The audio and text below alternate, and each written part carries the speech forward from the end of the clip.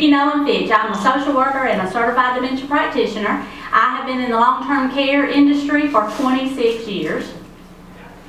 Somebody can say, you don't look that old. Nobody wants to say, oh, whatever, okay. How many people have been a professional caregiver for more than 25 years? More than 15 years?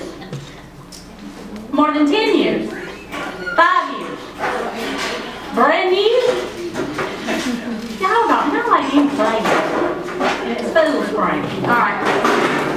I tell you what, let me ask you this question. How many times have you heard somebody present on dementia or dementia behavior management? By a show of hands. A lot? A lot. Yeah, a lot. I have too. And I have been taught just about every way to take care of somebody with dementia. And none of it really worked that well. We just didn't get enough people to calm down, enough people to eat, enough people to bathe without beating you up, enough people to do the kinds of things that we need to accomplish inside a facility. We only have a few minutes, 30 minutes maybe, to bathe somebody, right? I mean, we don't have all day to talk somebody into something.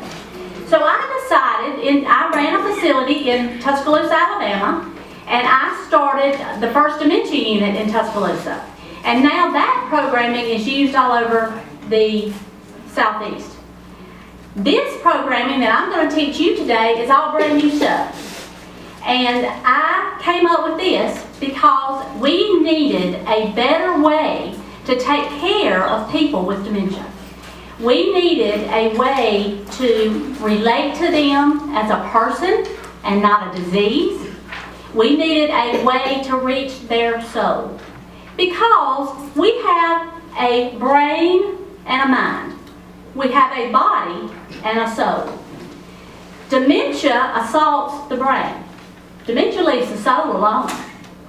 And so that's what we've got to learn, is to how to reach deep in somebody's soul and connect with them in a way that they automatically trust us, believe that we know what we're doing, believe that they're going to be safe and secure, and basically trust us.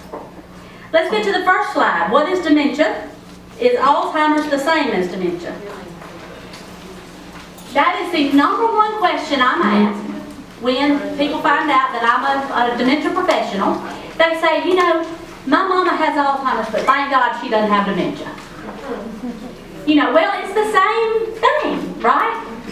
Dementia is an overriding term like cancer, and then you have ovarian cancer, prostate cancer, lung cancer, okay? Dementia is an overriding term, and you can have Lewy body dementia, Alzheimer's dementia, vascular dementia, Korsakoff syndrome, which is alcoholic dementia. There's 94 different kinds of dementia that they've identified and given a name to. There's a lot more than that they have not identified exactly how it works, and they can differentiate it between Alzheimer's or vascular or something like that. It's important to know the different kinds of dementia because they present a little bit differently, especially at the beginning. Next slide. These are the top, these other than Alzheimer's, vascular dementia is next, Lewy body dementia, Parkinson's with dementia, and frontotemporal dementia. Vascular dementia happens usually after a series of strokes or some other kind of ischemic disease in the brain. So vascular, you can actually have a good bit of your memories left. You lead with function loss if you have a vascular dementia. Lewy body dementia is so-called Lewy body because it was named after a Dr. Lewy who found proteins in the brains of people that he did autopsies on after their death, obviously.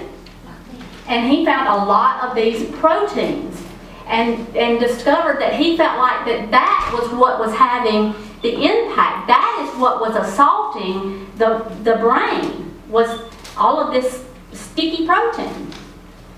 So he got to name it after himself. Parkinson's with dementia, that's a Dr. Parkinson. This is more, are y'all familiar with people with Parkinson's? Do you have some patients here with Parkinson's? It's a lot of rigidity. It's a lot of kind of walking and then they just can't make that next step if they're still mobile. You can have dementia with Parkinson's. A lot of people confuse it with Lewy body dementia because in Lewy body dementia you can have some movement disorders too. And then frontotemporal dementia is right up here. Frontotemporal. Do you know what else happens right here in the front of your brain? Anybody? Your manners, your impulses, all of that. Do you know when you get drunk, what part of your brain gets drunk first? Your frontal lobe. Have you ever known anybody that's just a sad drunk? They get drunk and they just cry and they lean on you and they say, oh, you're just my best friend. I don't know what in the world I would do without you. I know you're just going to take care of me always. Or you have those mean drunks who wants to fight. Who wants to go, I'm ready right now. I'm in the parking lot. Whoever wants me, come on out there. Y'all ever heard that? Okay. Have you ever had somebody that they couldn't wait to get to a telephone to call their ex and say, I just love you and I just need a little of you. If I could just come on, can I come on to your house? The same exact way that alcohol affects your frontal lobe is how dementia can affect your frontal lobe. Do you know anybody with dementia that cries all the time? Somebody that wants to fight all the time? Somebody that, just wants to talk all the time? It's the same exact thing. And that is what I have found it to be so informative to people to think about the brain on alcohol and the brain assaulted by dementia. The person that is drunk, as Cooter Brown, is not going to get any better until they get sober. Until they walk it off, wake up from it, get them some coffee. The next day, everything's going to be better. Right? That doesn't happen with somebody with dementia. That is gone or leaving, and it doesn't help for us to just think, well, there's nothing to do with him. He's not going to get any better. There are things to do. Next slide. Most people think that dementia is just memory loss, that it's only memory loss, and it's not. It's a lot of things. And we're going to get into the later slides about behavior management. You need to understand this. This slide is crucial for you to understand how to take care of somebody's behavior. Because it's not just memory loss. It's MCCJRI is what I remember it as. Memory loss, concentration, critical thinking, judgment, and reasoning. And then insight. Insight means that they just don't really know what's going on with them. They don't understand what's going on with them. They don't understand why they're not at home. They don't understand why they have to take so much medicine. They don't understand why they have to get naked in front of you and get a bath. That's insight. And it's not there.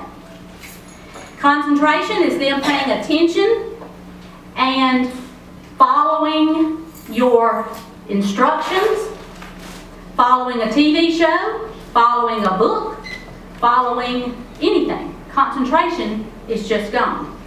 Critical thinking is thinking through a problem and coming up with a solution. We use critical thinking every time we make a grocery list, every time we put together a new piece of furniture, every time we have to go somewhere new that we've never been and we have to figure out how to get there. That's critical thinking. Planning a party, balancing your checkbook, all of that is critical thinking, and it's gone. It leaves. Judgment is that the right thing to do?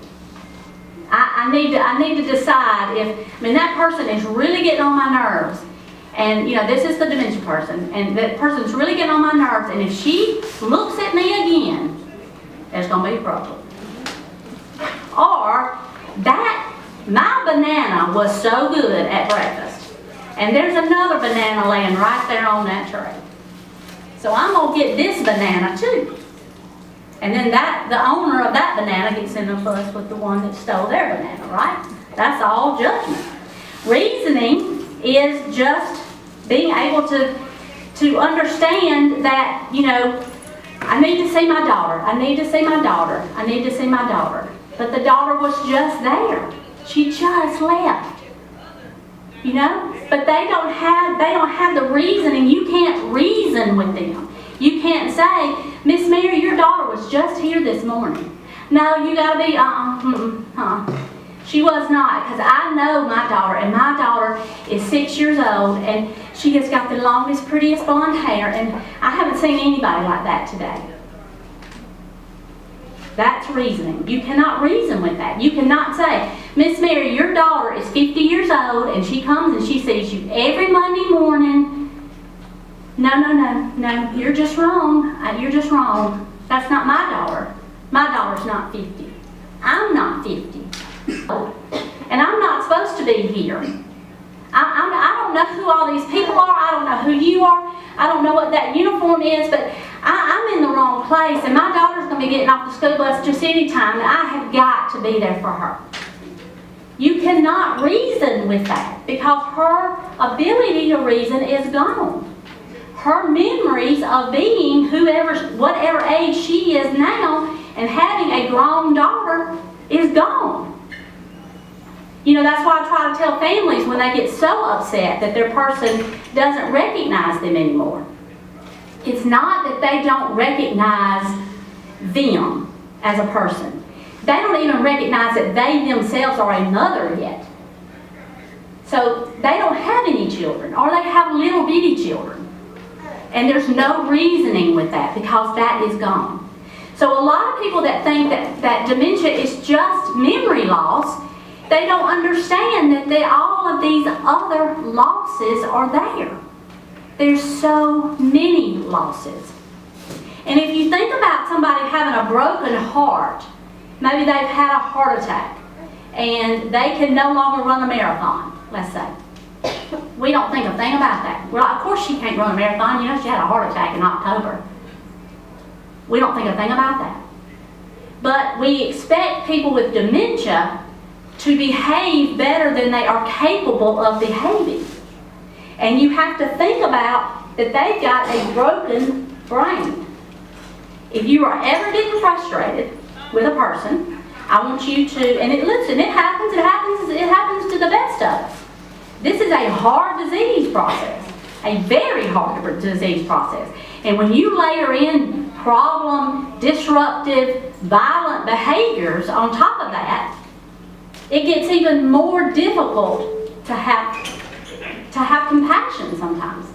So what I want y'all to do is, when you're seeing that person and you are so frustrated because you got 4 more people to bathe and this person will not let you bathe them, I want you to see a broken brain. They don't understand. Why am I not bathing myself? Why is this stranger in here bathing me? Why is she trying to get me naked? They don't have the reasoning to understand that. It's gone. It's broken. All right, let's look at old ways of behavior management.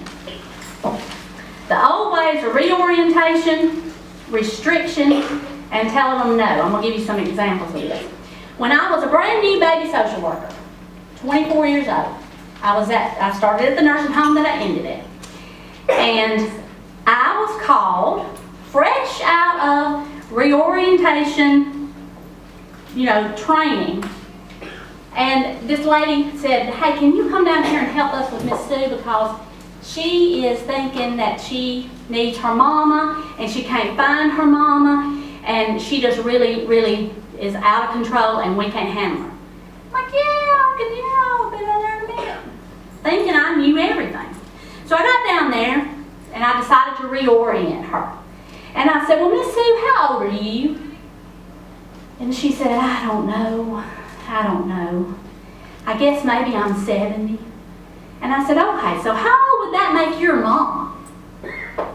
And she said, I think she'd about be 100. And I said, well, so do you think she's still here? Or do you think she might be in heaven? Reality orientation. And she said, well, she must be in heaven, because that's the only place I hadn't looked. Y'all know that broke my heart. Broke my heart. And I said to myself right then, there's got to be a better way. I'm not going to tell another person that her mama is dead and in heaven. That is just cruel. She had no idea. She had no idea that her mother was not still here. I was telling her for the first time in her experience that her mama was dead. And I said, not again, not me.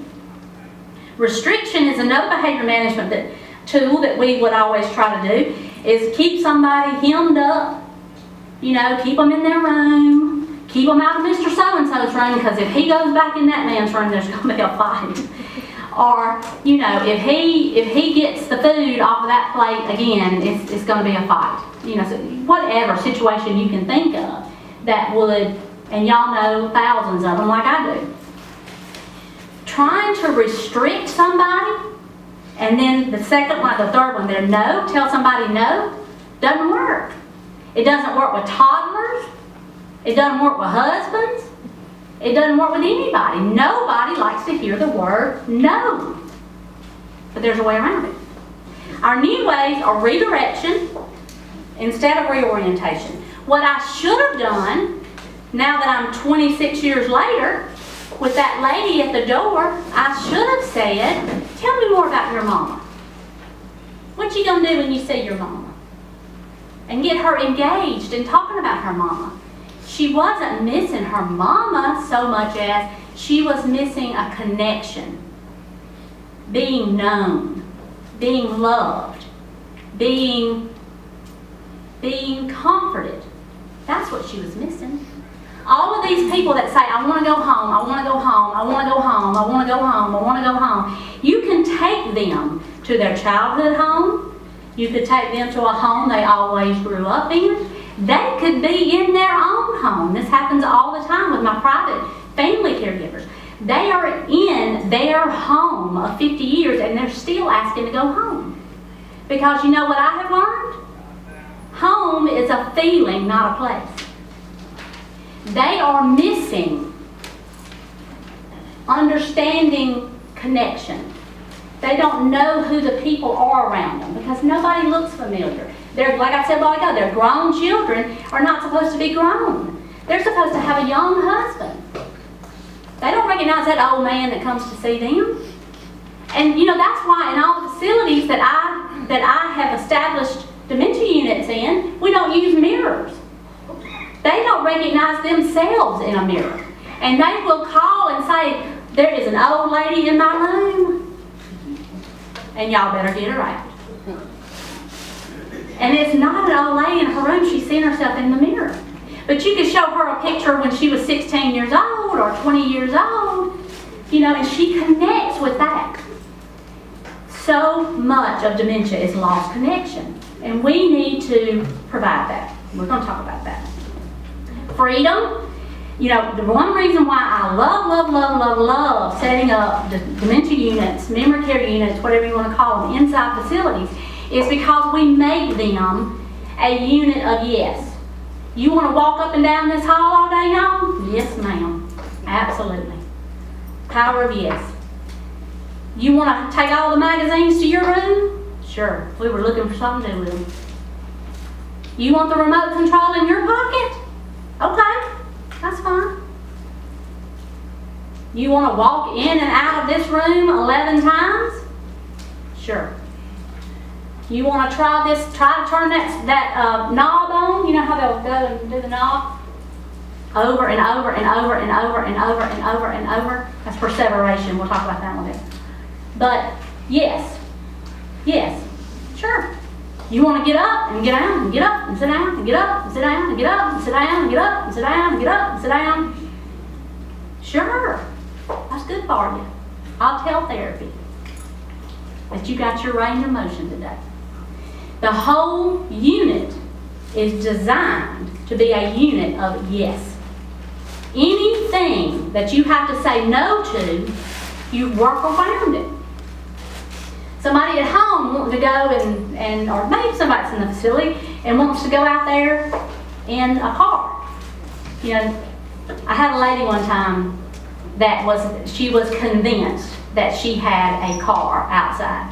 And she had to go run an errand, and not only was she going to run an errand, she had convinced several other people on the memory care unit that she'd be more than happy to take them anywhere they needed to go. She was going to. So by the time I got to the unit, she and about 4 other women had a purse on their arm. They were going to the store. It was pouring down rain outside. I was already doing some of this, already developing some of this, and I thought, how am I going to say yes to this? How am I going to figure this out? So I just said, you know, it'd be fine for y'all to go, but it is raining like cats and dogs. Why don't y'all just wait and go in a little while? Yes, but. That's what we come up with. Yes, you can go, but first, why don't y'all have lunch? But first, why don't we have a cup of coffee? She said, no, I got to go now. I got to go. And I said, oh, Lord, it's just worrying me to death to think about y'all out there on that road. You come up, you are able to be a good liar. It's therapeutic redirection. It's not a lie. It's therapeutic redirection. So I said, well, would you call me when you get there? And she said, well, yeah, if they've got a telephone. Now get out of my way. I'm fixing to knock the hell out of you if you don't move. And I was very well convinced that that's exactly what she was going to do. I said, well, all right. Oh, Lord, you just worry me to death. But let me do this. So I opened the door, and that rain and that wind hit that woman, and she said, well, hell, I ain't going out in that. I said, thank you, Lord, because that was the Lord. That was not my behavior management. That was the Lord. But they went and sat down. We got them a cup of coffee. Everything was smooth as glass. Now, she may eventually have gotten that back in her head that she had a car out there and she was going, and we would have had to do the same things over again, and we would have figured it out. To me, it's fascinating and it's fun to figure out how to redirect the behavior. You get to be an actress or an actor, and you get to come up with something that they'll be, we had this one lady that always thought her brother was coming on the train. So we set some chairs up right down by the door, and that was the train station, and that's where she waited. And we would tell her, well, right here, he'll be coming through that door, so right here is where you'll wait. Was it a lie? Yes. But did it calm her down? Yes.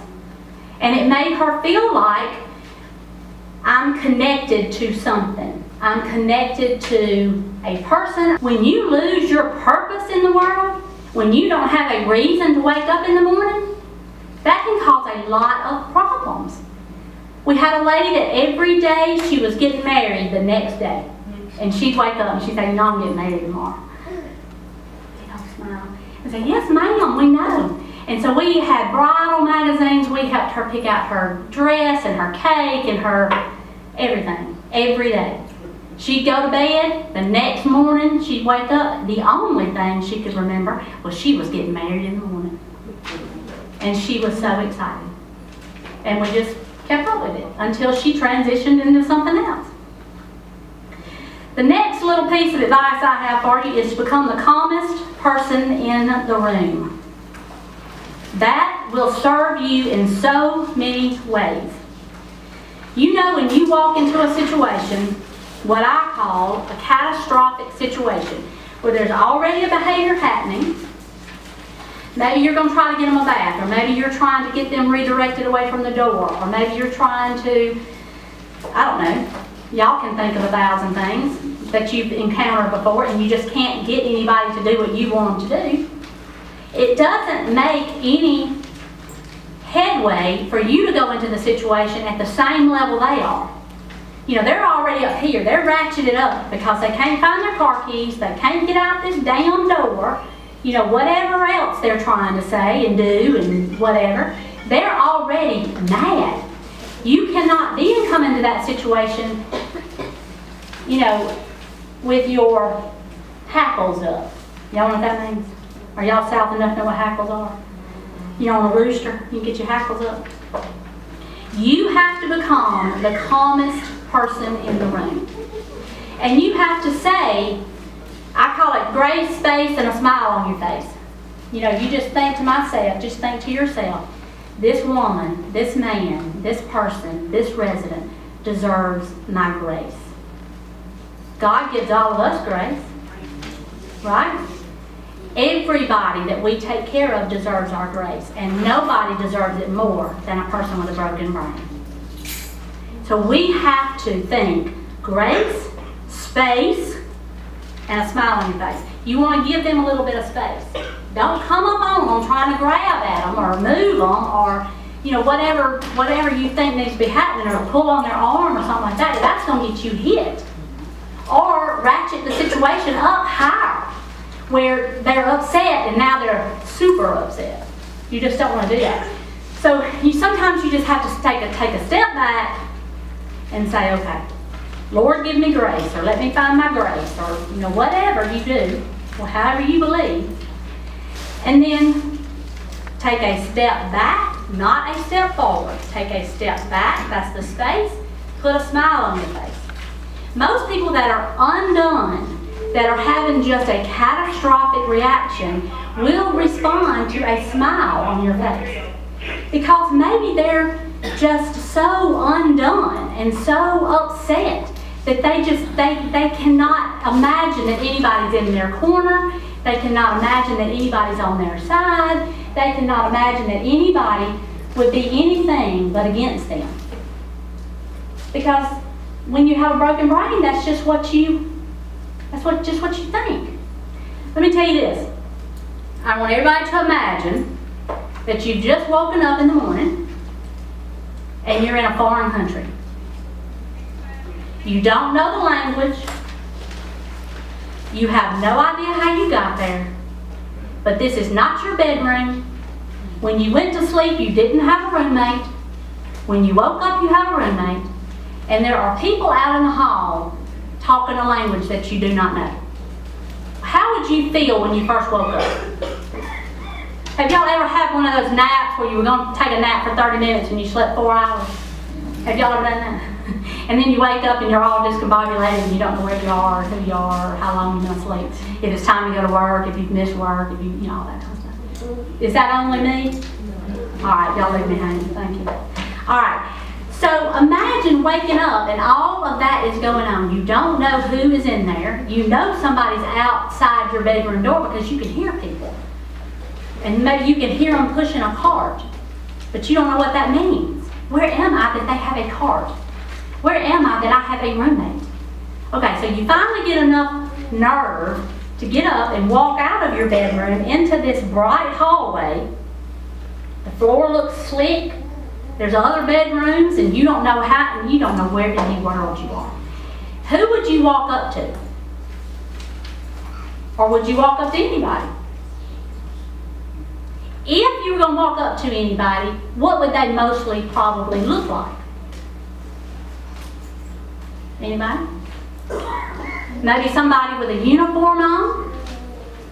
Maybe somebody with a badge.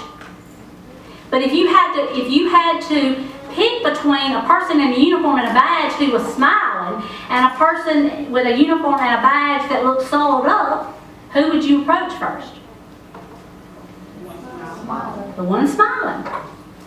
Because maybe they know what's going on, and maybe they'll be nice about it. They're not going to make me feel bad that I am lost as a termite in a yo-yo.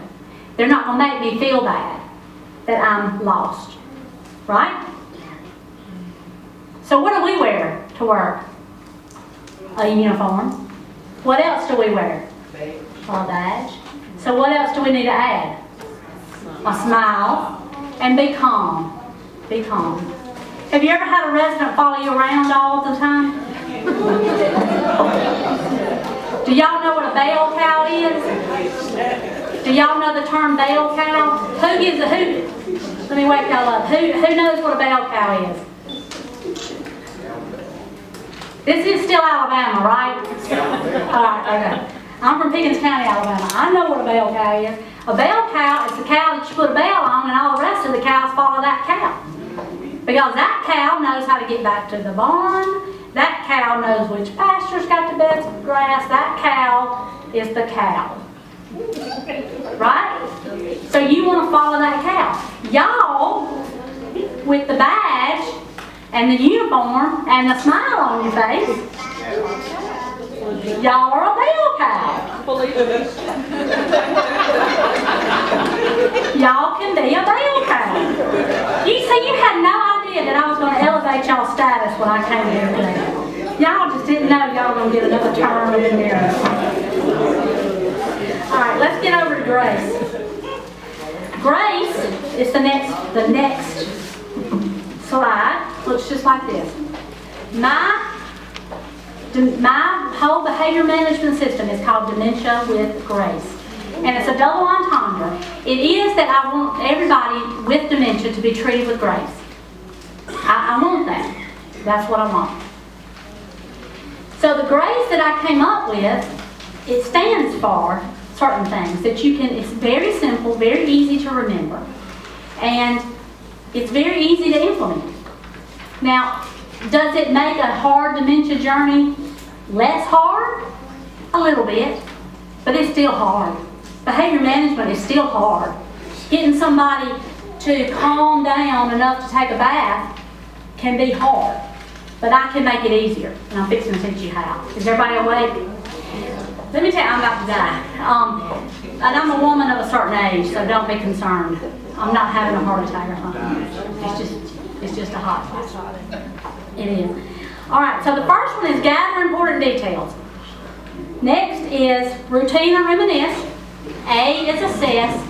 C is calm, and E is excite. We're going to talk about them one by one. Let me tell y'all just a little bit, one little caveat about me. I have temporal lobe epilepsy. I have seizures every week. I have had a seizure every week for 11 years. And that's why I don't work in a traditional 8 to 5 anymore, because I was seizing all over the place and I had to retire. So now I'm a consultant. I get to work in the middle of the night. I wrote a book. I wrote my book in the middle of the night. Whenever I could wake up from a seizure, I wrote the book. Because I love people with dementia, and I want to make their lives better. The second selfish thing I decided to do was to teach everybody else how to take care of somebody with dementia, because if I live long enough and I don't have some other something that takes me out, a Mack truck or a stroke or a heart attack or PE or something like that, I will have dementia. So I'm trying to teach everybody in the state of Alabama how to take care of somebody with dementia, so that when I get there, y'all are going to take care of me. Some of the important details about me when I come to your facility is that I always want to wear my red lipstick. I always want to have my heels on. I do not want to take therapy. Don't even send them in there. I do not want to get up before 10 o'clock. And I want to stay up till 2 o'clock in the morning. I won't get on 11 to 7's nerves, I promise. But I want to stay up late reading. Those are my important details. It's important to know about your person so that you know how best to take care of your person. We have talked about knowing how to take care of dementia. Now we're talking about how to take care of a person. Not the disease, the person. Gather important details. There is let me see right here, the life history of right here. It's 12 pages long. You know how most social histories in the chart are front and back? You know, it's who you got married to, how long you were married, how many kids you got, what you did for a living, turn it over. What you want done, all those things. It's not the good, juicy stuff. So I wrote the good, juicy stuff. And all of these questions for 12 pages ask all about a person. And you can print it off at dementiawithgrace.com. You can print as many copies as you want. You can fill them out on everybody on your family. I might like to fill it out on yourself.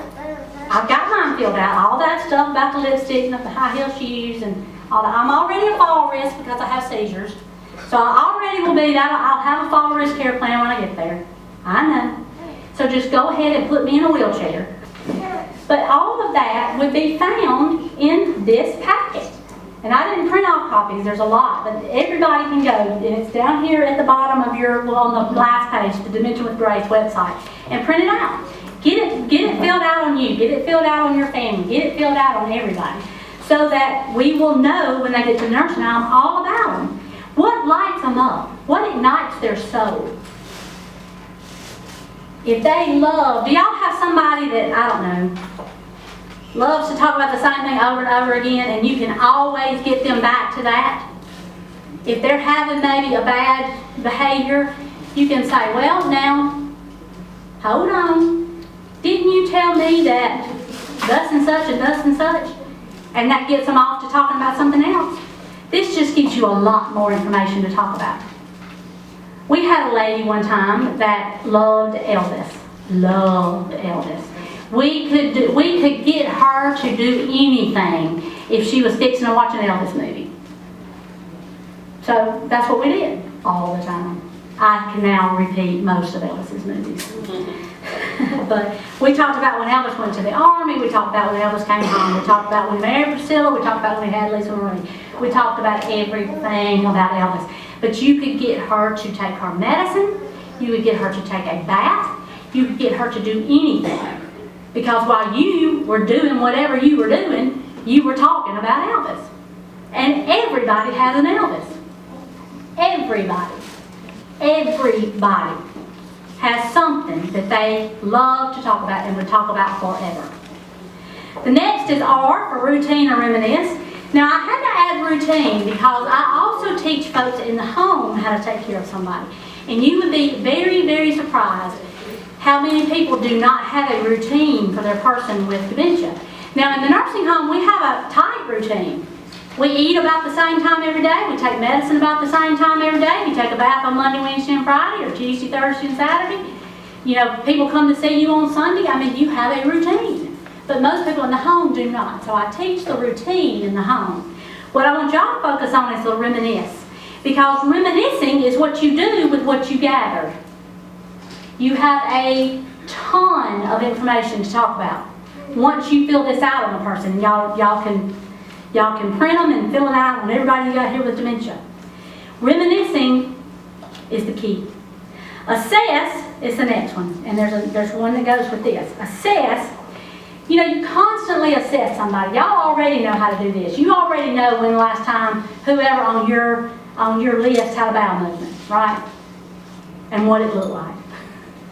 You know how much they're peeing. You know how much they're eating. You know how much they're doing anything. We have a piece of paper for everything in the nursing home, right? Everything is documented. So we are assessing people. When you have somebody that has a new or worsening behavior, I want you to think pick 'em. That's the next one. Pick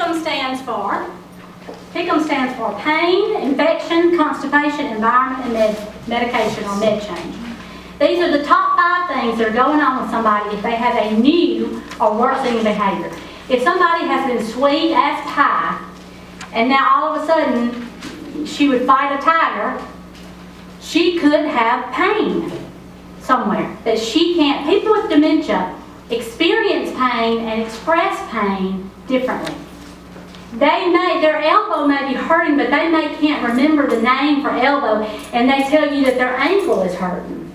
Or they tell you, I don't know, something totally different than you would never think is their elbow. You have to watch for pain. Infection, what's the number one infection that gets somebody in the ditch? A UTI. And it does it across the board with everybody, with every type of dementia. An infection can really, really, really get you off the rails. And it's not just a UTI. What are some other infections that you could have? An ear infection? What would that look like in somebody that's nonverbal? Well, like me, I was pacing and wailing. Yeah, earwax are horrible. Like, What do babies do? cry. And pull on their ear. Or they won't lay on you on that side or something like that. Constipation. Did you know that you can die from constipation? You absolutely can. In our day and age, it doesn't happen very often, but you can constipation will kill you. And people, that's why, what's your standing order? How long can they go without a bowel movement before they get something? 3 days. In every nursing home in the country. Everywhere. People at home don't know that. Now that I have a group, I have a support group on Facebook for families. The caregiver support group is for families. The professional one is for professionals. I run both. They come on and they say, Mama she woke up this morning and she is ill as a hornet and I do not know what to do. Well, they don't say ill as a hornet. They're not all from Alabama. But I mean, they'll say, whatever is going on. And I will go home there and the first thing I say is, when was her last bowel movement? Well, I don't think she's had one in about a week. And they have no idea. We do. Environment encompasses a lot. That's the E of Pick'em. Environment can be, I'm too hot. I'm too cold. This room is too loud. This room has nothing going on and I'm bored out of my gourd. It could be, I don't like that lady sitting next to me, and I have told y'all that 12 times. I'm not going to sit in here and watch The Price is Right again. Or something, Anything in their environment we can talk about. Medication change. Now let's just say somebody's got an ear infection. So that's one strike. So we called and got some drops and some pain medicine change. And now the pain medicine has constipated them. So you're looking at 4 of these 5 things that could be going on with that person. So medication change, if they've had a new medication, if the doctor came in and added something, I don't know if y'all have these doctors that just love to come in and write new scripts so that you have to do a lot of paperwork and figure it all out. But some doctors just love to fiddle with people's medicine. Sometimes they need a medicine. And let me tell you one thing that y'all are going to start seeing. Doctors are prescribing Seroquel to most people with dementia now in a tiny little dose, like 25 milligrams or 50 milligrams. I'm seeing it across the nation. In the homes that I consult with, I'm seeing it across the nation. That doctors, they went to some conference or something, and somebody told them that Seroquel, a dab of Seroquel, will make a big difference in somebody that's hallucinating, having delusions, something like that. And it does work, but it can absolutely turn somebody inside out. Because Seroquel is a heavy-duty drug. The other thing that skilled nursing facilities have to be aware of is it's an antipsychotic, and you have to count it on your QA report whether they're on 25 milligrams or 600 milligrams. You have to count it. There's no nuance there. So just be aware that that's coming down the pike. Listen, it makes a big difference for people, and I'm all for that. I don't want anybody suffering if they don't have to suffer. But Seroquel is a heavy-duty drug, and people that have never been on it have a little bit of trouble with it at the very beginning, usually. C is for calm, and that is just getting somebody calm. If they're in a day room and they are just starting to have a behavior, you need to think about they may need to be in a calmer environment. They can't manage the dining room. You got somebody losing weight and you can't figure out why they're losing weight and they have dementia, it may be because they can't focus enough to eat because they're so distracted by everybody else around them. You can put them up against a wall, like sitting here and up against that wall, as long as you care plan it, and you make a good care plan about the fact that they are distracted and losing weight and and now our intervention is going to be sitting them up against so they only focus on the wall. The state will not get you on that if you care plan it well enough. But a lot of people have to be calm to be able to figure out what's going on in their own environment. And then E is for excite. The number one reason why people wander is because they're bored. They're looking for somewhere else to be. They're looking for something else to do. So, that's exciting. And then the last one is the power of yes. The power of yes we've already talked about, but I will tell you that it is probably the number one thing. That and becoming the calmest person in the room is probably the number one thing that I suggest. Is saying yes, if at all possible. Giving them options and saying yes. Even if you have to say yes, but. Yes, you can go see your daughter, but first, wait, we're going to have to wait on lunch because they've already got it made, it's already paid for, it's already whatever. And so we need to wait on that. So yes, you can go. Yes, you can walk out that door, but first let's do this. What works for you in dementia is they're not going to remember. They're not going to remember in 15 minutes that you told them yes, they can go out and ride a motorcycle. They're not going to remember that. All right, the last thing, and then we're done, y'all can take your test, is the ways to connect. This is my book, Dementia with Grace, a new positive way of dealing with behaviors in people with dementia. It's available on Amazon, but the ways that I want y'all to connect with me are either through the Facebook. The Dementia with Grace Caregiver Support Group is for families. The Dementia with Grace Professional Caregiver Block is for professionals. And the Dementia with Grace show, I go live every Thursday night on Facebook. So you can go and like the Dementia with Grace show page and watch me live every Thursday night. And then on Instagram, it's Dementia with Grace. On YouTube, I have a YouTube channel, Dementia with Grace, and I do a new video every day, Monday through Friday. And it's either it's about a 10-minute long video, it's on a topic, or it's on a review of a book or something like that. My email is down here and my cell phone. Now, I'm giving y'all my cell phone number. Please do not call me and try to sell me some Rodan and Fields. Don't do that. But the cell phone is if you leave here or in a month you have a behavior that you cannot figure out, call me. And I will talk to you and we'll try to figure it out. That's one of my favorite things to do, is to try to figure out how to bring grace to a situation and take care of somebody, the least of these. We have the most important job, I think, on earth. And let me tell you, I have been thrown off of several Facebook groups for taking up for nursing homes. Because when they start talking about a nursing home, and I wouldn't put my dog in a nursing home, and I wouldn't and all this negativity, I jump on there and I say some of the best people I've ever met in my life work in nursing homes. I have had to plan funerals for people when their family said, just give me a telephone call when he dies, but that's all I want. And they never darken the door again once they're admitted. I have planned more funerals for residents than I have for my own family. And you know who was the congregation at the funeral? The staff. Who sang for the people? A staff member. Who preached the sermon? The facility chaplain. So you cannot tell me that there is not the most amount of love and compassion in nursing homes than I think anywhere else in the world.